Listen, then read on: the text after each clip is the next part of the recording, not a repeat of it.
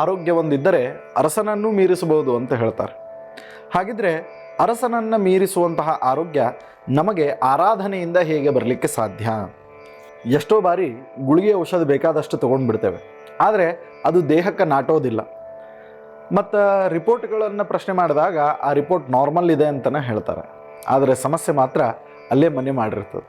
So ಇಂತಹ ಎಲ್ಲ ಪ್ರಶ್ನೆಗಳಿಗೆ ನೇರವಾಗಿ ಉತ್ತರವನ್ನು ಕೊಡುವಂತಹ ಕಾರ್ಯಕ್ರಮವೇ ಈ ಸನಾತನ ಧರ್ಮ. ಆರೋಗ್ಯದ ದೃಷ್ಟಿಯಿಂದ ನಮಗೆ ಒಳ್ಳೆಯದಾಗಬೇಕು ಅಂತಂತಂದರೆ ನಾವು ನವಗ್ರಹಗಳ ಆರಾಧನೆಯನ್ನು ವಿಶೇಷವಾಗಿ ಮಾಡಬೇಕು. ಅದರಲ್ಲಿಯೂ ಕೂಡ ವಿಶೇಷವಾಗಿ ನವಗ್ರಹ ಕವಚ ಅಂತ ಇದೆ. ಸೊ ಈ ನವಗ್ರಹ ಕವಚದೊಳಗೆ ಏನು ಹೇಳಾರ ಅಂತಂತಂದ್ರೆ, ಶಿರಸ್ಸಿನಿಂದ ಹಿಡ್ಕೊಂಡು ಪಾದದವರೆಗೂ ಕೂಡ ಯಾವ ರೀತಿಯಾಗಿ ಗ್ರಹಗಳು ನಮ್ಮನ್ನು ಕಾಪಾಡ್ತವೆ, ಯಾವ ರೀತಿಯಾಗಿ ದೇವತೆಗಳ ಅನುಗ್ರಹ ನಮಗೆ ಪ್ರಾಪ್ತಿ ಆಗ್ತದೆ, ಯಾವ ದೇವರು ಏನು ಅನುಗ್ರಹ ಮಾಡ್ತಾರೆ, ಯಾವ ಗ್ರಹ ಯಾವ ರೀತಿಯಾಗಿ ನಮ್ಮನ್ನು ಅನುಗ್ರಹಿಸ್ತದೆ. ಸೊ ಇದೆಲ್ಲದರ ಬಗ್ಗೆ ಅಲ್ಲಿ ಮಹತ್ತರವಾದಂತಹ ವಿಶ್ಲೇಷಣೆಗಳನ್ನು ಕೊಟ್ಟು ಪಠನೆ ಮಾಡಿದಂಥವರಿಗೆ ವಿಶೇಷವಾಗಿ ಆಯುಷ್ಯ, ಆರೋಗ್ಯ, ಐಶ್ವರ್ಯವನ್ನು ಕರುಣಿಸುವಂತಹ ಸ್ತೋತ್ರ ಈ ಆರೋಗ್ಯ ಕವಚ ಮತ್ತು ನವಗ್ರಹ ಕವಚ. ಬನ್ನಿ ಹಾಗಿದ್ರೆ ಆ ನವಗ್ರಹ ಕವಚ ಯಾವ ರೀತಿಯಾಗಿದೆ, ಪಂಚಾಂಗ ಏನು ಹೇಳ್ತದೆ, ಇದೆಲ್ಲವನ್ನು ತಿಳಿದುಕೊಂಡು ಬರೋಣ. ಮುಖ್ಯವಾಗಿ ಈ ಕವಚವನ್ನು ಹೆಂಗೆ ಪಠಿಸಬೇಕು ಅಂತಂತಂದ್ರೆ ಆರೋಗ್ಯ ಸಿದ್ಧಿಗೋಸ್ಕರವಾಗಿ ಮತ್ತು ಕಾರ್ಯಸಿದ್ಧಿಗೋಸ್ಕರವಾಗಿ ಪಠಿಸುವಂಥದ್ದು. ನೀವು ಯಾವುದೋ ಔಷಧ ತೊಗೊಳಿಕತ್ತೀರಿ ಅಂತಂದ್ರೆ ಆ ಔಷಧಕ್ಕೆ ಎರಡು ಬಲ ಬೇಕು. ಒಂದನೇದ್ದು ನಿಮ್ಮ ದೇಹದ ಸಪೋರ್ಟ್ ಬೇಕು, ಮತ್ತೊಂದು ಬಹಳ ಮುಖ್ಯವಾಗಿ ಆ ಒಳಗಡೆಗೆ, ದೇಹದ ಒಳಗಡೆಗೆ ಆ ಔಷಧಿ ಕೆಲಸ ಮಾಡಬೇಕು. ಸೊ ಔಷಧಿ ತನ್ನ ಕೆಲಸ ಮಾಡುವಂಥದ್ದು, ದೇಹಕ್ಕೆ ಸಪೋರ್ಟ್ ಕೊಡುವಂಥದ್ದು ಎರಡೂ ಇದ್ದಾಗ ಆ ಔಷಧಿ ಯಾವತ್ತಿದ್ರೂ ಕೂಡ ಕೆಲಸ ಮಾಡ್ತದೆ.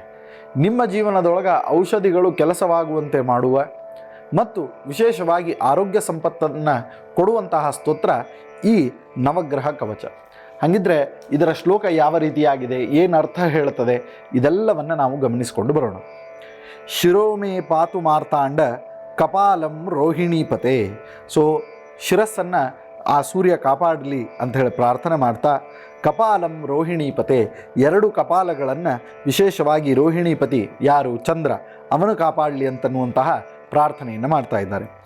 ಮುಖಂ ಅಂಗಾರಕಪ್ಪಾತು ಕಂಠಂಚ ಶಶಿನಂದನ. ಸೊ ಮುಖವನ್ನು ಆ ವಿಶೇಷವಾಗಿ ಅಂಗಾರಕ ಕಾಪಾಡಲಿ. ಇನ್ನು ಶಶಿನಂದನ ಬುಧ ಏನು ಮಾಡಲಿ ಅಂತಂದರೆ ಕಂಠವನ್ನು ಕಾಪಾಡಲಿ.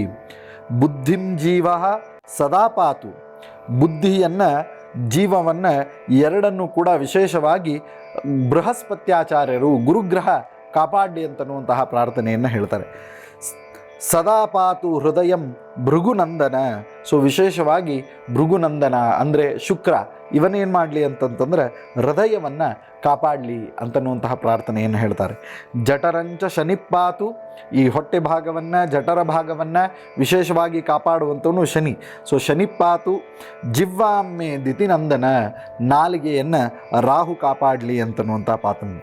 ಪಾದವು ಕೇತು ಸದಾ ಪಾತು ವಾರ ಸರ್ವಾಂಗಮೇವಚ. ಸೊ ಪಾದಗಳನ್ನು ವಿಶೇಷವಾಗಿ ಕೇತು ಕಾಪಾಡಲಿ ಮತ್ತು ವಾರ, ಯಾವ ವಾರವಿರ್ತದೆ ಆ ವಾರದ ಅಧಿಪತಿ ದೇವತೆಗಳು ಯಾರಿರ್ತಾರೆ ಅವರು ಎಲ್ಲ ಅಂಗಾಂಗಗಳನ್ನು ಕಾಪಾಡಲಿ. ಇನ್ನು ಯಾವ ತಿಥಿ ಇರ್ತದೆ, ತಿಥಯೋ ಅಷ್ಟ ದಿಶೌ ಪಾಂತು ನಕ್ಷತ್ರಾಣಿ ವಪುಸ್ಸದ. ಸೊ ನಕ್ಷತ್ರಗಳು ಮತ್ತು ತಿಥಿ ಏನಿರ್ತದೆ ಅದು ನಮ್ಮ ದೇಹದ ಎಲ್ಲ ಅವಯವಗಳನ್ನು ವಿಶೇಷವಾಗಿ ಕಾಪಾಡಲಿ. ಅಂಸೌ ರಾಶಿ ಸದಾ ಪಾತು ಯೋಗ ಸ್ಥೈರ್ಯಮೇವಚ. ಸೊ ಯೋಗ, ಸ್ಥೈರ್ಯ ಅಂತನ್ನೋದೇನಿದೆ ಇದು ನಮಗೆ ವಿಶೇಷವಾಗಿ ರಾಶಿಗಳು ನಮಗೆ ಕೊಡುವಂತಹ ಫಲಗಳಾಗಿವೆ. ಇನ್ನು ಶ್ರಿಯಂ ಲಭತೆ ನಿತ್ಯಂ ರಿಷ್ಟಿಸ್ತಸ್ಯ ನ ಜಾಯತೆ, ಯಕ್ಕರೆ ಧಾರಯೇನ್ ನಿತ್ಯಂ ತಸ್ಯ ರಿಷ್ಟಿರ್ನ ಜಾಯತೆ. ಪಠನಾತ್ ಕವಚಾಸ್ಯಸ್ಯ ಸರ್ವ ಪಾಪಾತ್ ಪ್ರಮುಚ್ಯತೆ. ಮೃತವತ್ಸಾ ಚ ಯಾ ನಾರಿ ಕಾಕವಂದ್ಯಾ ಚ ಯಾ ಭವೇತ್ ಜೀವವತ್ಸಾ ಪುತ್ರವತಿ ಭವೇತ್ಯೇವ ಸಂಶಯ. ಏತಾಂ ರಕ್ಷಾಂ ಪಠೇದ್ಯಸ್ತು ಅಂಗಂ ಸ್ಪೃಷ್ಟಾ ವಪಿವಾ ಪಾಠೇತ್. ಏತಾಂ ರಕ್ಷಾ ಪಠೇದ್ಯಸ್ತು ಅಂಗಂ ಸ್ಪೃಷ್ಟಾ ಅಪಿ ಪಠೇತ್. ಸೊ ಅದಕ್ಕೆ ಯಾವುದು ಈ ಶ್ಲೋಕದೊಳಗಿದೆ, ಈ ಶ್ಲೋಕದೊಳಗೆ ಯಾವ ಯಾವ ಅಂಗಾಂಗಗಳನ್ನು ಹೇಳಿದ್ದಾರೆ, ಈ ಸ್ತೋತ್ರವನ್ನು ಹೇಳಿಕೊಂಡು ಆಯಾ ಅಂಗಾಂಗಗಳನ್ನು ಮುಟ್ಟಿ ವಿಶೇಷವಾಗಿ ನಾವು ಪ್ರಾರ್ಥನೆಯನ್ನು ಸಲ್ಲಿಸಿದ್ವಿ ಅಂತಂತಂದರೆ ಆಯಾ ದೇವತೆಗಳು ಅವಶ್ಯವಾಗಿ ನಮ್ಮನ್ನು ಕಾಪಾಡ್ತಾರೆ ಅಂತನ್ನೋದ್ರೊಳಗೆ ಯಾವ ರೀತಿಯಾದಂತಹ ಸಂಶಯವೂ ಇಲ್ಲ.